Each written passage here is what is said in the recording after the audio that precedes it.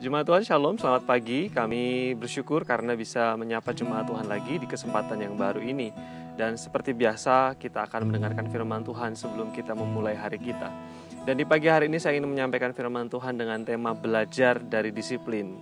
Ada banyak orang yang melihat situasi yang terjadi sekarang ini adalah cara Tuhan untuk mendisiplin kita. Tuhan mengajar kita, Tuhan mengingatkan sesuatu kepada kita melalui sebuah teguran, yaitu pandemi yang sedang kita alami sekarang.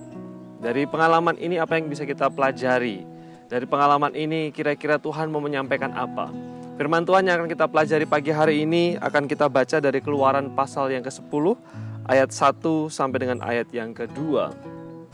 Demikian firman Tuhan.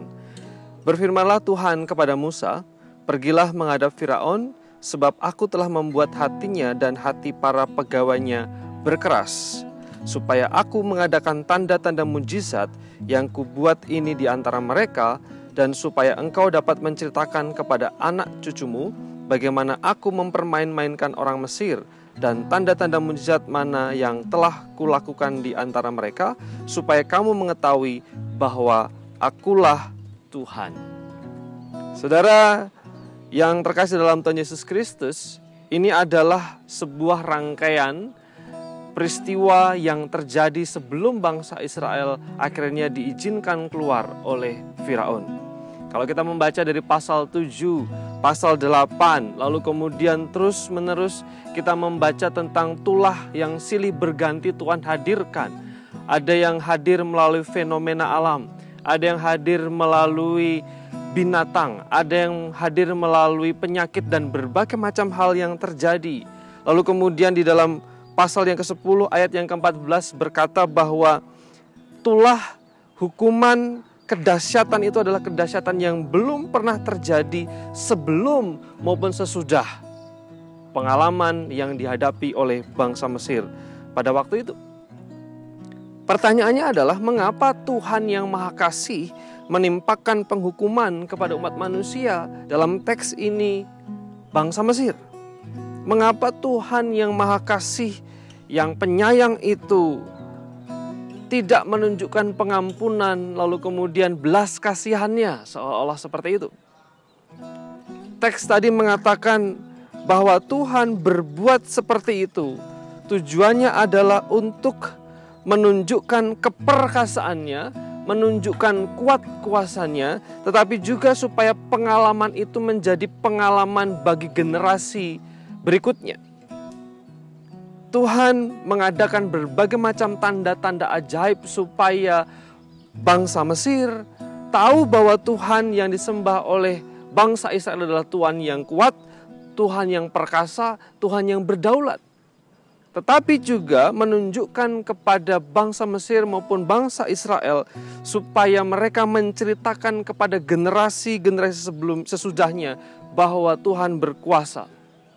Jadi disiplin yang disampaikan Tuhan atas bangsa Mesir supaya Tuhan menyatakan kuasanya dan mereka belajar tentang siapa Tuhan serta mengajarkan kepada generasi sesudahnya.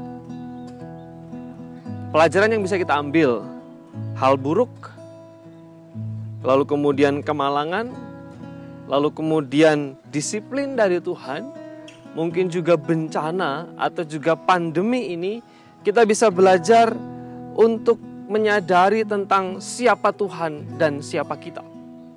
Kita menyadari Tuhan Sang Pencipta Maha Kuasa, sedangkan kita makhluk yang sederhana yang sangat terbatas. Oleh karena itu mari kita mencoba mengintrospeksi diri kita masing-masing dan menyadari bagaimana kualitas kehidupan kita. Jangan-jangan ketika Tuhan menunjukkan ini semua, ini Tuhan mau mengajar kita bahwa ada sesuatu yang perlu kita bereskan. Ada hati yang keras yang perlu kita lunakkan. Tetapi juga ketika kita menghadapi situasi ini, mari kita belajar jangan buru-buru menyalahkan Tuhan. Jangan buru-buru protes kepada Tuhan mengapa ini terjadi. Mungkin hal itu terjadi karena kesalahan kita manusia. Tetapi yang ketiga adalah kita belajar melalui pengalaman kita ini. Kita belajar tentang siapa Tuhan dan kita diberikan kesempatan untuk menceritakan pengalaman ini kepada generasi sesudah kita. Seperti bangsa Israel diajar Tuhan untuk melihat kedahsyatan Tuhan, supaya mereka mengajarkan generasi yang akan datang tentang takut akan Tuhan, tentang mencintai Tuhan, dan tentang berpegang kepada janji Tuhan.